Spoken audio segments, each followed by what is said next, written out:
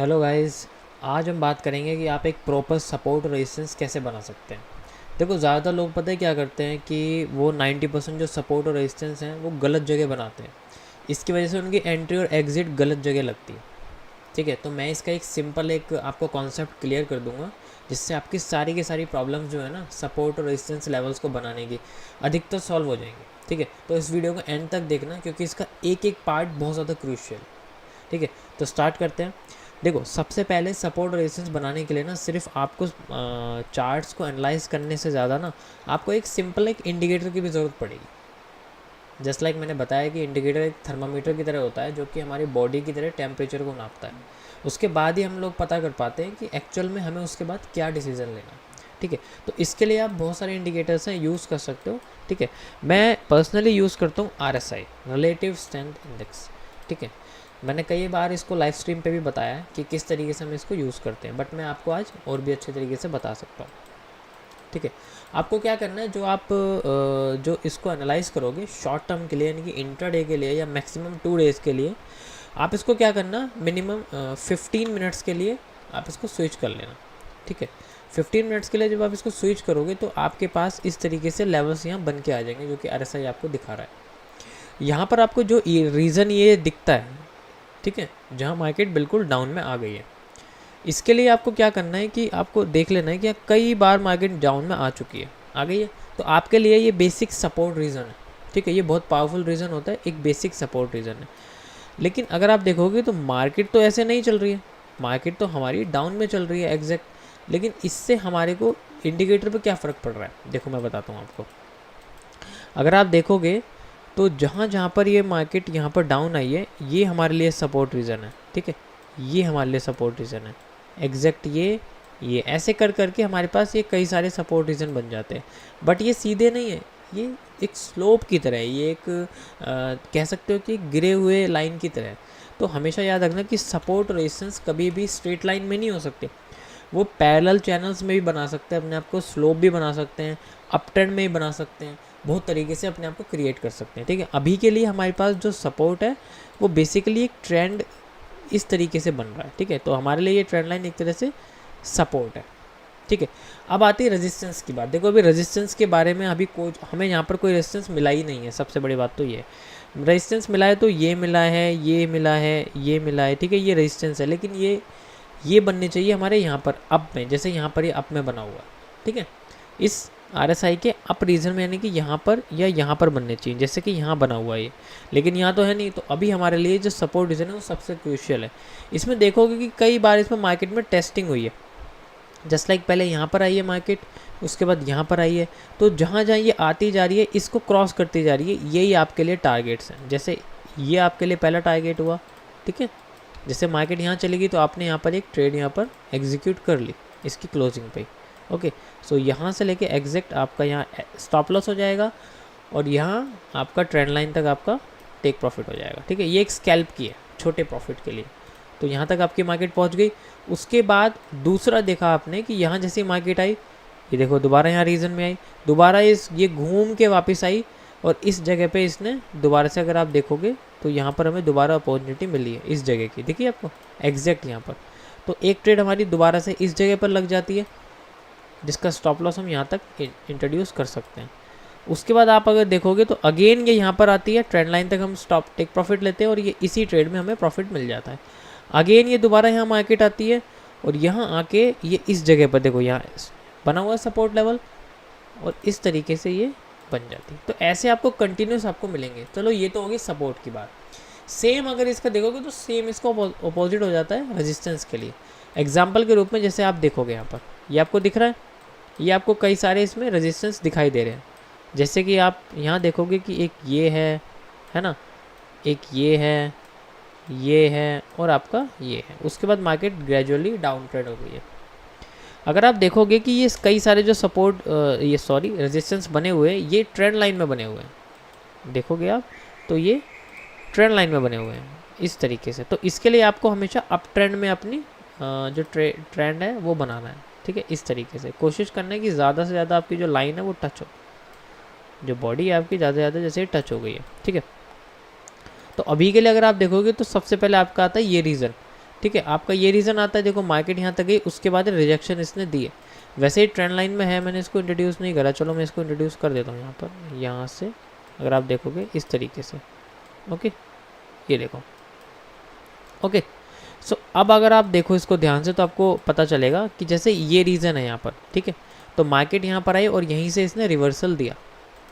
जैसे इसने रिवर्सल दिया यहाँ से, ये वाली ग्रीन कैंडल हमारे लिए एक ट्रेड अपॉर्चुनिटी लेके आई है। इसकी क्लोजिंग पे हमने ट्रेड ली और लो जहाँ तक स्विंग लो आया था यहाँ तक हमने स्टॉप लॉस लगाया और एग्जैक्ट हमारा हमने 1.5 थोड़ा सा ही इसमें स्कैल्प करके प्रॉफिट ले लिया। ठीक है, सेम हमारे पास यहाँ पर देखो आया है एग्जैक्ट आपका इस जगह पर, दिख रहा है आपको, एग्जैक्ट आपका इस जगह पर।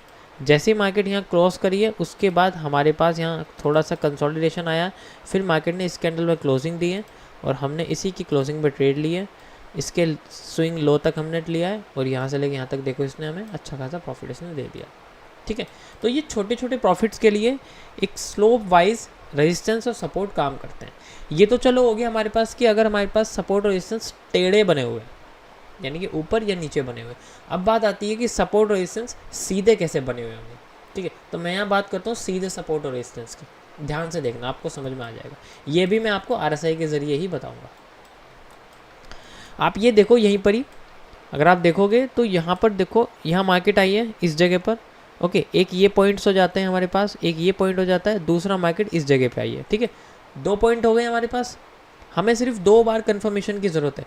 ऊपर अगर आप देखोगे तो ये लेवल मार्केट में है, RSI में ये टॉप का लेवल माना जाता है 60।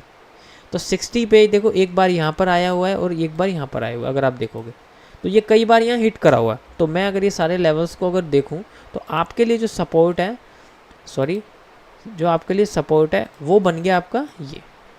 ठीक है, और जो आपके लिए रेजिस्टेंस है वो बन गया ये, सिंपली जो आपके पास आया। ठीक है, ये एक रीज़न की तरह होता है, ये कोई लाइन या ट्रेंड लाइन नहीं होता है। ठीक है, अब अगर आप देखोगे कि मार्केट में यहाँ पर जैसे ही ये सपोर्ट पे आया, एक सपोर्ट यहाँ बनाया, दूसरा यहाँ आया, एक रेजिस्टेंस बना दिया। ठीक है, हमारे पास सपोर्ट और रेजिस्टेंस एक एक बार हो गए। दूसरी बार जब ये मार्केट दोबारा से अपने रेजिस्टेंस जोन में आई तो इसने यहाँ रिजेक्शन दी। अगर आप देखोगे तो यहाँ पर एक शेडो बनी हुई है, ये शेडो ही हमारे लिए यहाँ काम करेगी, ये शेडो ही हमारे यहाँ काम करेगी। तो इसने जैसी रिजेक्शन दी तो यहाँ पर ये एक इन्वर्टेड हैमर बनाया, यही इन्वर्टेड हैमर हमारे लिए पोजीशन क्रिएट कर गया, जिसने हमें ये बताया कि यहाँ से मार्केट ऊपर नहीं गई और इन्वर्टेड हैमर का हमने पूरी बॉडी का स्टॉप लॉस लिया और एग्जैक्ट हमारी जो मार्केट यहाँ तक आई थी हमने इस जगह तक अपना टेक प्रॉफिट लगा दिया और एग्जैक्ट हमारी वहाँ तक यहाँ पहुँच गई। दोबारा अगर आप देखोगे तो इस सपोर्ट जोन में मार्केट आई, जैसा आपने देखा RSI में यहाँ पहुँच चुकी है, एग्जैक्ट यहीं से ही मार्केट ऊपर उड़ गई। ओके, तो अगर आप देखोगे तो यहाँ पर मार्केट में एक बुलिश एनगल्फिंग हमें देखने को मिली है। ओके, ये एक बुलिश एनगल्फिंग है, यानी कि एक रिवर्स बियरिश एनगल्फिंग का एक पैटर्न है जिसे हम बुलिश एनगल्फिंग भी कंसिडर कर सकते हैं।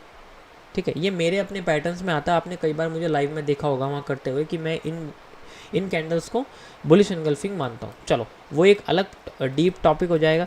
जब यहाँ मार्केट आ गई इसने हमारी यहाँ पर एक बुलिश एनगल्फिंग का पैटर्न बना दिया। अब हम क्या करते हैं, इसी की क्लोजिंग पे एक ट्रेड लेते हैं और यहाँ से यहाँ तक इसकी जो बॉडी है इसको हम स्टॉप लॉस में कन्वर्ट कर लेते हैं। उसके बाद जो हमारे पास ये रेजिस्टेंस रीजन है, यानी कि जहाँ से हमारी ट्रेड लगी थी, मान लीजिए हमारी यहाँ से ट्रेड लगी थी, हम यहाँ तक इसको अपना टेक प्रॉफिट लगा लेते हैं।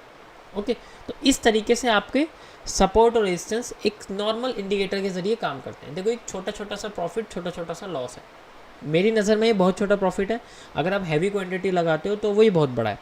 उसके बाद दोबारा आप देखोगे, दोबारा ये यहाँ पर रेजिस्टेंस रीजन में चली गई। रेजिस्टेंस रीजन में जाते ही इसने देखो यहाँ पर एक रिजेक्शन दी हमें, दी है, देखो एक रिजेक्शन बहुत अच्छी दी है, रिजेक्शन कैंडल ये बनी है। तो हमारे लिए ये एक बियरिश एनगल्फिंग है। ये अगर आप देखोगे तो ये कैंडल का जो 2 पेयर है ये हमारे लिए एक बियरिश एनगल्फिंग बनाते हुए लाया। इसी की क्लोजिंग में हमने एक पोजीशन ली और यहाँ से लेके इसकी हाई का हमने स्टॉप लॉस लिया और एग्जैक्ट हमने अपना जहाँ हमने पहली यहाँ पर बाय ली थी उसी की हमने पोजीशन में टेक प्रॉफिट लगा दिया। ओके, सो हमारा यहाँ पर आप देखोगे तो यहाँ पर हिट हो गया। दोबारा यहाँ पर आइए, अब देखो इसने अपना जो है ना सपोर्ट ही क्रॉस कर दिया है। तो हमारा मान लीजिए अगर आपके पास ये कैंडल आई है तो एक आपके पास लॉस यहाँ पर देखने को हमें मिला है, लेकिन अगर ये इसी कैंडल को क्रॉस कर देती है तो ये मार्केट देखो दोबारा घूम के एग्जैक्ट यहाँ से मार्केट नीचे चली गई। चलो ये तो एक अलग रीज़न शुरू हो जाता है। अब यहाँ से अलग रीज़न शुरू हो जाता है, इसका मैंने आपको बता दिया कि अब ये किस तरीके का सपोर्ट शुरू हो गया। ये इस तरीके, ये स्लोप स्लैंटिंग लाइन का एक सपोर्ट रेजिस्टेंस शुरू हो चुका है। तो यहाँ का मैंने आपको पहले बता दिया, और जब ये अप हुई थी यहाँ का मैंने आपको बता दिया, ठीक है। तो इस तरीके से ये 3 तरीके से सपोर्ट और रेजिस्टेंस काम करते हैं, ठीक है। तो इसको बोलते हैं हम लोग basically ascending support, ascending support and resistance, ठीक है। तो वैसे ये असेंडिंग होता है, उसके बाद आता है हमारे पास स्ट्रेट सपोर्ट एंड रेजिस्टेंस, ठीक है, जिसे हम कंसोलिडेशन भी बोलते हैं। उसके बाद आता है हमारे पास डिसेंडिंग। तो ये 3 सपोर्ट और रेजिस्टेंस मार्केट में काम करते हैं। इन 3 के अलावा मार्केट में आपको कुछ भी देखने को नहीं मिलेगा। आप किसी भी currency, stock, commodities, index, options कुछ भी ले आओ, सब जगह आपको यही देखने को मिलेगा। ओके, आई होप आपको ये चीज़ समझ में आ गई होगी। मेरा सजेशन है कि आप इस वीडियो को एक बार और देखो, और एक बार आप खुद से ट्राई करके देखो, तो आपको पता चलेगा कि ये कितना क्रूशियल है।